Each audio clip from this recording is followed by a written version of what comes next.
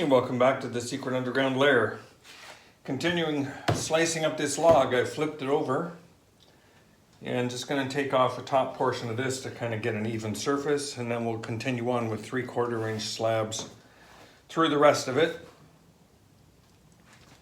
This roughly 2-foot section is a cutoff of a larger log, so as soon as we're finished with this, I'm going to bring in the big log and we'll mill that down. So I'm going to put you on time lapse. Enjoy today's adventure.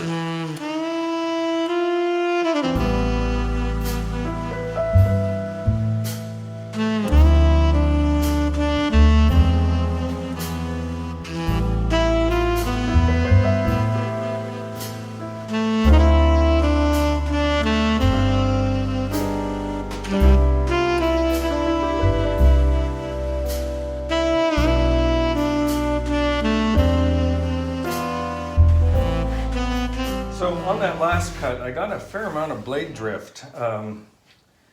Around here, it started to drift down a bit, and by the time it got to this end, it had drifted down at least 1/4 inch. I'm not sure if that even showed up on the video, but when it's got through the end here, it kind of snapped back up again. So a couple things I observed as it was going through the cut. One is I was having a little bit of bearing noise, so I'm going to take a look at the bearing on this side of the blade guide. And the other thing I've noticed is that the little blocks that I have here to, again, blade guides, there's a little bit of a gap. They're not tight up against the blade. So on the far side, that lets the blade dip, and on this near side, the blade is drifting up a little bit. So I'm going to make those adjustments. And we'll take another slice. I'm just going to take a little thin slice to even it back up again. So I replaced the bearing here, adjusted the guides. They had been wearing with all the use that I've been making of the sawmill. So they had worn away a little bit and weren't clamping the blade or kind of guiding the blade as closely as it needed to be guided. So I made adjustment to those little guides. I've dropped the blade down about 3/8 of an inch. So I'm just going to take a little slice off here. By the time it gets to this point, it should be just a 1/16 of an inch thick if the blade doesn't come through the entire way. I'm not sure. So we'll see how that goes. And I'm going to slow down the blade rather than running at 75. I'm going to run it about 50. And I figured the blade is probably getting a little dull by this point. I cut quite a bit since the last blade replacement. So yeah, let's see how this goes.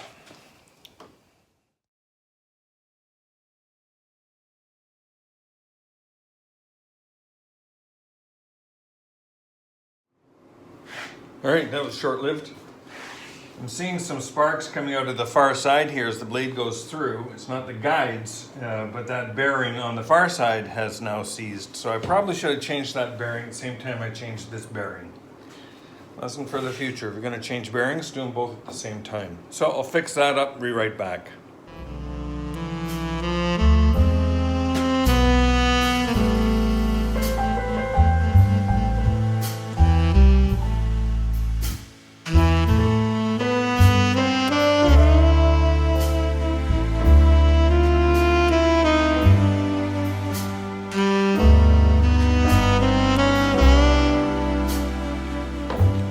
So that cut certainly did fix up some of that blade drift we had on the previous cut, though not perfectly. I'm still cutting down just a little bit, maybe a 1/16 of an inch or so. I think the blade is getting dull. But you can see on this end of the piece, we're just wedge thin and it cut through here. We started off being 1/4 of an inch, so probably could have gone down just a little bit more on that piece, but anyway, I'm okay with that. I've got the piece now corrected a little bit better to where I can make more cuts. And I'll do that. I'll take another 3/4 inch slice off there, and let's see what we get with that piece.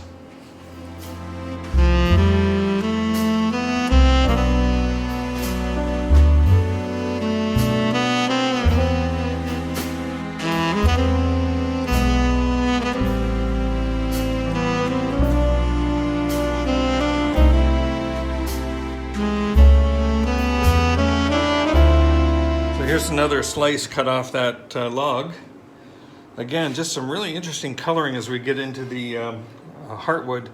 A lot of black or very, very dark veins and much lighter on the sides. Really fascinating stuff. I really have to dig into what this wood is. For that cut, I slowed the speed of the blade down, I slowed the travel down to half of what it was on our first cut.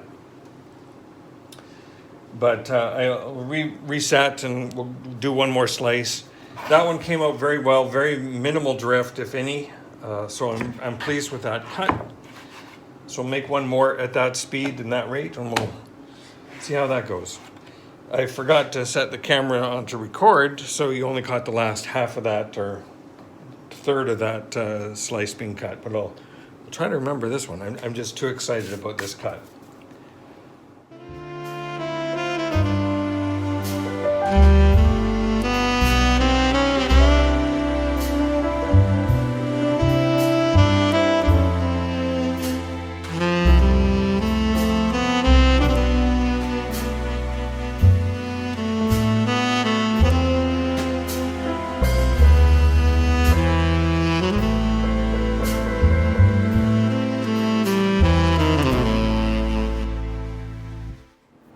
So there's the next slice off this piece. You can see there used to be a screw in this tree, 2 screws, and that led to some discoloration of the wood. It's interesting how foreign interference spreads throughout the grain there, really discolors it. Some interesting wood pattern there. So I need to make a little bit of an adjustment to the log to set up for the next cut, but first, a bite of lunch. So I was doing a little bit of research over lunch, and I am quite sure that what I'm dealing here with is ash, and I suspect a particular strain of ash called catalpa. And catalpa has a very broad leaf and a very long bean-like seed. You know, their seed pods are huge, like about 18 inches in length. I understand they're sometimes called a cigar tree because these seed pods are, you know, a good 3/4 of an inch in diameter and 18 inches long. So if it isn't catalpa, it is some kind of ash. But anyway, just understanding a little bit of what the wood is, that's interesting to know. But I'm going to continue slicing. I'm going to take another 3/4 inches here. I got the saw set up to do that. I am wearing some PPE now, just in case you're wondering. And yeah, put you on fast forward and we'll take another slice. And I am going through this at about 1/3 full speed, and that seems to be giving me nice straight and even cuts. So I'm just going to continue with that. One other thing I did is I used a wire brush and brushed out the gullets on the blade just to get rid of any crud that was building up in there. So away we go.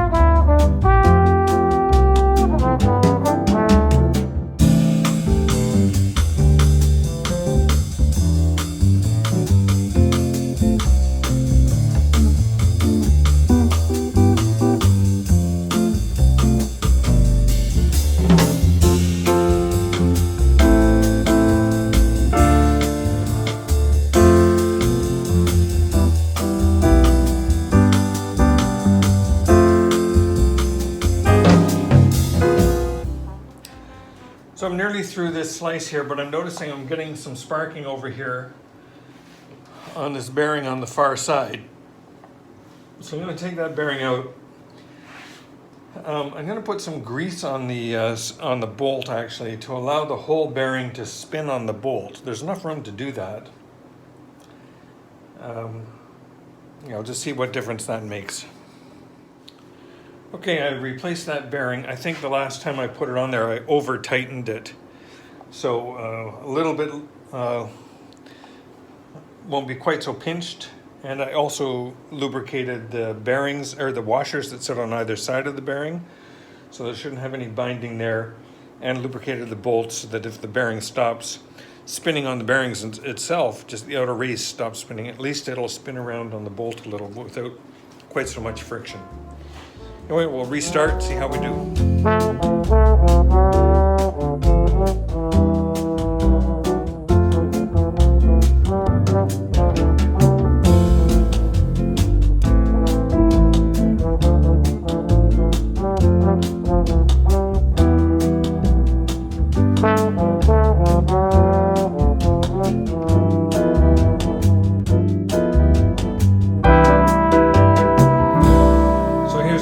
That we just cut off that in that turn. You can see I got a little mark here. That's where I stopped to change the bearing. And a little mark here, that's where I stopped to adjust this clamp. But apart from that, that's looking pretty nice. Now there's a crack that runs right up the middle. This, of course, is the pith of the wood. That's the very center of it. So yeah, that's the type of thing where you would expect to see cracks. So what will wind up happening is when I want to get some finished lumber out of this, I'll just be cutting a slice, you know, down here and just cut this part right out. But at least on here you can see the wood itself, and this is what that ash, what I'm going to call it ash, looks like, you know, with the heartwood and the sapwood on the side. I counted rings on this. It's about a 50-year-old tree. So, you know, not a really young thing, but 12 inches in diameter, about 45 to 50 years of age. So I'm going to rearrange this. I'm going to flip this piece upside down and try and get another 3/4 inches out of this. And that'll be all I get. I may have to do a little bit of fiddling with this, but obviously some reclamping, but I'll set this up and we'll make one more slice. As it turns out, I won't be able to get any more out of this. That's about as thin as I can, as close as I can go to the clamping rails. So I'll wind up with some material that's about 1.5 inches thick, and I can just cut the pith out of that because the pith is right here too. That last cut just went right through the center of the pith, so we'll cut the middle part out. So that's going to be the complete log right there. That's what we're getting out of it. That's 2 feet of ash. So I'm going to go get another log from the pile, and we'll get that one going. Not sure if I want to bring in the oak, the ash, or another cedar pole. Might do another cedar pole because I got a bunch of those that I got to cut up, and that's our next project. Is going to be a cedar project, so might slice up some of that. All right, I have a cedar log mounted up here on the sawmill. Thanks, Brendan. So I'm just going to take an initial cut off here, and then I'm going to cut this one up into 3/4 inch slices as well. I'm expecting I'll be able to go a little bit faster than I did with the ash log, but I'm not going to push it. I'll just kind of watch things very carefully and see how we go. So again, back on time lapse. Of course, this is going to take a little bit longer. This log is twice as long, so take a little bit more time. Enjoy the music.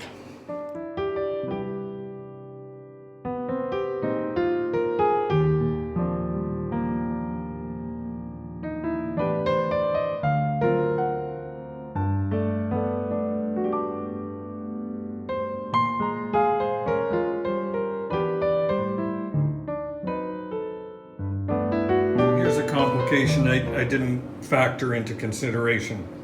I'm about 1/8 of an inch from clearing this log, and I became unplugged.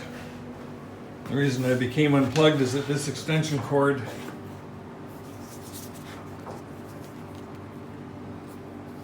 We're just about 2 inches too short. So I'm gonna have to go get another wire and I'll be right back. All right, reconnected electrically, so we'll just finish this cut.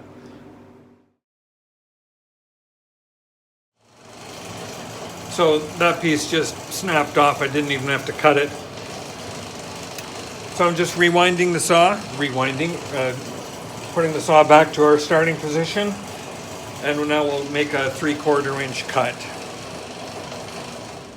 Okay, reset, blade lowered 3/4 of an inch. So I'll make another pass. This time we have extra extension cord, so we should be okay. Should be unplugging automatically.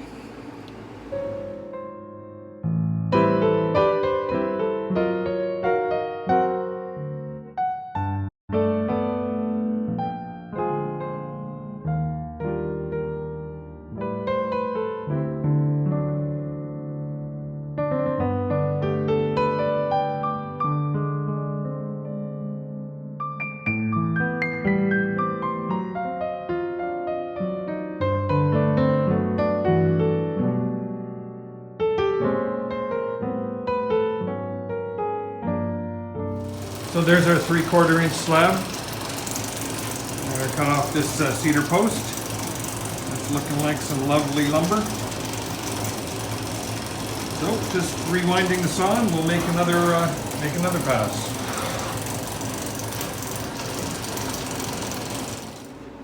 Okay, I'm reset for cutting another 3/4 inch slab. So I'm going to do one more with you. Then I'll cut up the rest of the log offline or off camera. But after this is done, I'll kind of do a recap of what we've got in terms of automation and where I want to go next with this.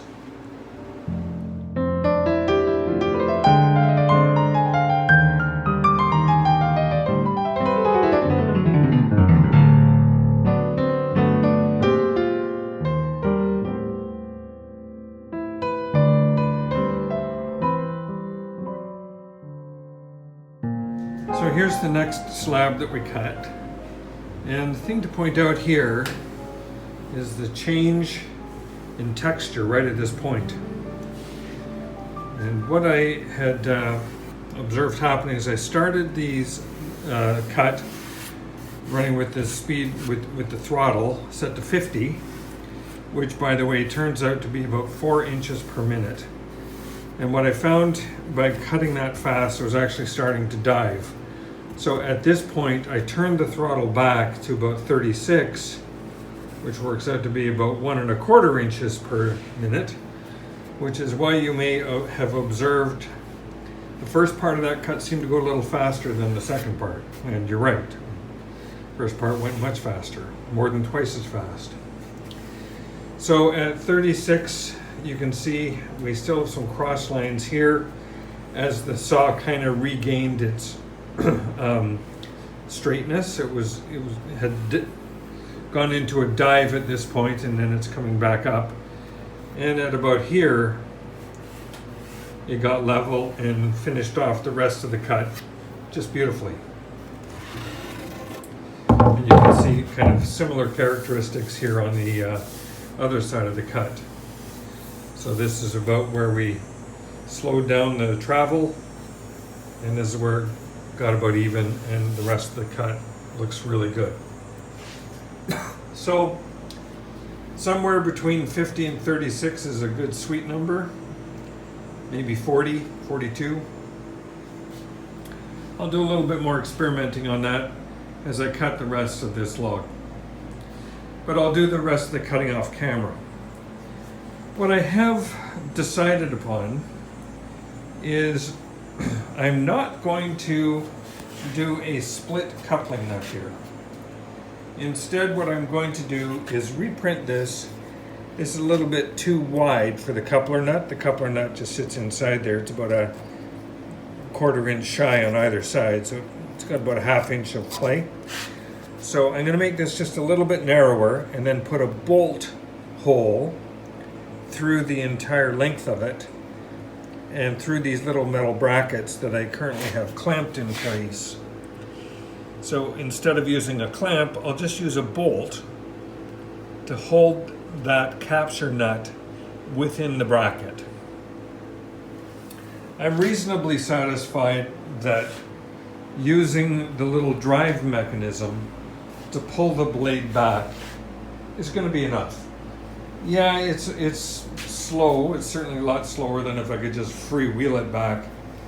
But for the trouble of making those capture nuts, I'm okay to wait a couple minutes for the carriage to return all the way to the beginning of the log. So that's kind of how things have been working today. I'm pleased with the way this thing cuts. It's just incredible to just kind of stand back and watch it go. The drive mechanism is working really well. The control mechanism is working really, really well. So, for example, I'm just going to set it to come back now. I'll set it to come back at maximum speed. Getting about 4 inches of travel per minute. Actually, this is going to go much faster. I better clock this one. But that's just driving the threaded rod beautifully. And of course, bringing the carriage back wonderfully. I'm quite happy with that. So I'm going to call that a video for today. Thank you very much for watching. Please like and subscribe. And I'll see you on the next video.